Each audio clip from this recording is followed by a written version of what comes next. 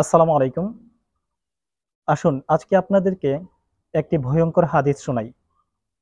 যে হাদিসে রাসূলুল্লাহ সাল্লাল্লাহু আলাইহি ওয়াসাল্লাম আজকে থেকে ১৪০০ বছরের অধিক সময় পূর্বে বর্তমান সমাজ চিত্রের কথা বলে গেছেন।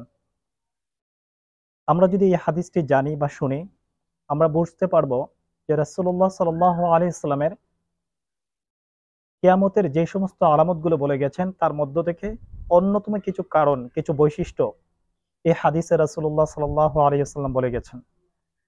এই হাদিসটি হযরত আনাস রাদিয়াল্লাহু তাআলা আনহু থেকে বর্ণিত। আনাস রাদিয়াল্লাহু তাআলা আনহু বলেন, قال النبي صلى الله عليه وسلم إن من أشراط الساعة أن يرفع العلم ويثبت الجهل ويشرب الخمر ويظهر الزنا। হযরত আনাস রাদিয়াল্লাহু তাআলা আনহু থেকে বর্ণিত রাসূলুল্লাহ সাল্লাল্লাহু আলাইহি ওয়াসাল্লাম বলেন, ইন্না মিন আশরাতিস সাআহ,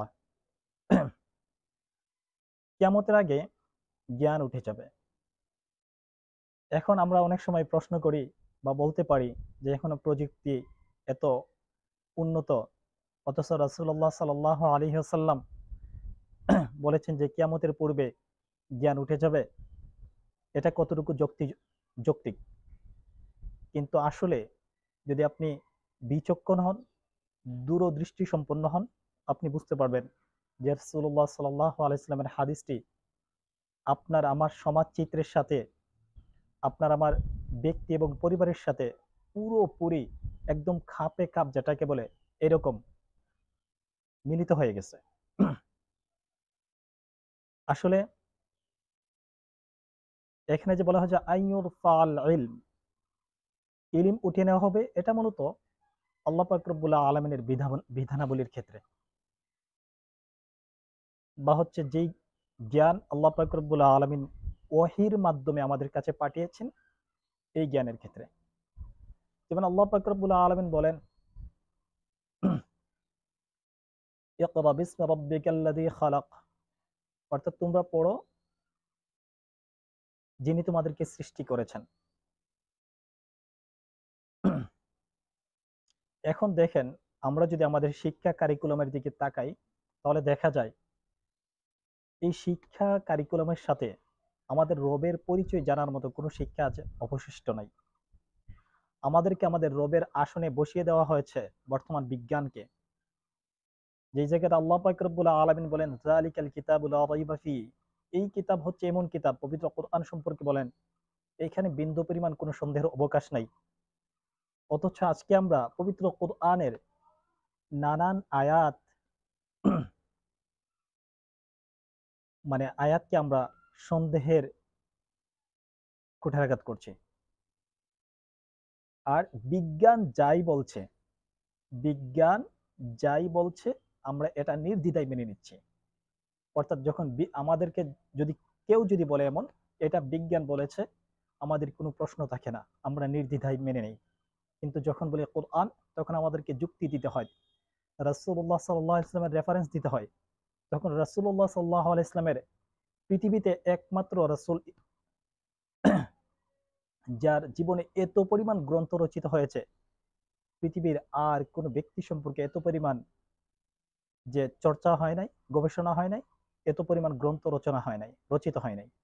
সেই রাসূলুল্লাহ সাল্লাল্লাহু আলাইহি ওয়াসাল্লামের জীবন আদর্শ নিয়ে মানে আপনার বিষয়োদ্গার করা হয়।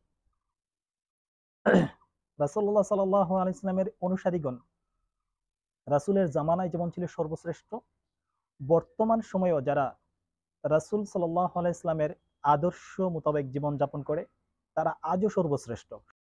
কিন্তু ওরা হচ্ছে সমাজে, রাষ্ট্রে, পরিবারে সবচেয়ে অবহেলিত। এটার মূল কারণটা কোন জায়গায়? এটা কারণটাই হচ্ছে যে ইলিম উঠিয়ে নেওয়া। অর্থাৎ যে ইলিম থাকলে আপনি এই সমস্ত মানুষকে মূল্যায়িত করবেন, ওই ইলিম আপনার মাঝে নাই, আমার মাঝে নাই। বিদায় আমরা দেখতে পাই যে ওই শিক্ষায় শিক্ষিত মানুষগুলো আজকে আমাদের সমাজে কি নয়, সম্মানিত নয়। আরো যদি আমরা দেখি, পরবর্তীতে হচ্ছে ওয়ায়াসবুতাল জাহাল, অর্থাৎ অজ্ঞতার প্রচার প্রসার, অজ্ঞতার বিস্তার ঘটানো। দেখেন আজকে টিকটকাররা হচ্ছে সমাজের সেলিব্রিটি। টিকটকারদের, জানি না সে তার নিজের নাম দস্তখত দিতে পারে কিনা, এমন ব্যক্তিদের নিয়ে বিভিন্ন যে আপনার ব্যবসা বাণিজ্য এগুলো কি করা হচ্ছে, আপনার এগুলোকে শো অফ করা হচ্ছে। কিন্তু আজকে আপনি 5-7 বছর 10 বছর আগের দিকে তাকান, দেখবেন সামাজিক ধর্মীয় কৃষ্টি কালচারের মাধ্যমে এই ব্যবসা বাণিজ্যগুলোকে শুরু করা হতো। তারপরে আমরা আসি আপনার ওই শরাবাল খামর, ব্যাপকভাবে মদের বিস্তার। আপনি দেখবেন বিবাহ শাদী থেকে নিয়ে এমনকি ধর্মীয় কৃষ্টি কালচার গুলো আজকে মদ্যপানের মাধ্যমে উদযাপন করা হচ্ছে। তারপর হচ্ছে আপনার ওয়াজহারা জিনা, এটা তো আচ্ছা আমাদের বর্তমান সমাজের পারিবারিক ক্যান্সার হয়ে গেছে, সামাজিক ক্যান্সার হয়ে গেছে। প্রত্যেকটা মানুষ, যে প্রথমত জিনাল আইনুন নাজর, মিথ্যা বলার কোনো অবকাশ নাই। ফেসবুক আমাদেরকে মানে এগুলো আমাদের চোখের সামনে দিয়ে দিচ্ছে, এই হাদিসের মধ্যে আমরা পড়ছি। তারপর এইখান থেকে এটুকু দিয়ে ক্ষান্ত, এই ফেসবুকের মাধ্যমে আপনি কিভাবে অন্যের সংসারে ঢুকবেন, নানা ধরনের সিন, আপনাকে এটাকে কি বলে, সিক্রেট আপনাকে শিখিয়ে দিচ্ছে। তাহলে রাসূলুল্লাহ সাল্লাল্লাহু আলাইহি সাল্লামের এই সমাজ চিত্রের কথা আজ থেকে 1400 বছর পূর্বেই বলে গেছেন। সবচেয়ে অবাক করার বিষয় হচ্ছে এই সবগুলো কারণই হচ্ছে কিয়ামতের আলামত। অর্থাৎ কিয়ামতের যে সমস্ত উল্লেখযোগ্য আলামত গুলো আছে, কিছু তো স্পেসিফিকলি আপনার 10টি কিয়ামতের আলামত আছে, যেগুলো হচ্ছে আপনার যে বড় বড় যেগুলো আলামত বলা হয়, আলামতুল কাবিরা। কিন্তু এই যে মোটামুটি কিয়ামতের নিকটবর্তী সময়ে যে সমস্ত বিষয় সমাজ চিত্রের, ব্যক্তি চিত্রের কথা এবং রাষ্ট্র চিত্রের কথা যেমন হতে পারে, এই সমস্ত হাদিসগুলোতে রাসূলুল্লাহ সাল্লাল্লাহু আলাইহি সাল্লাম আমাদেরকে সতর্কের বার্তা দিয়ে দিয়েছেন।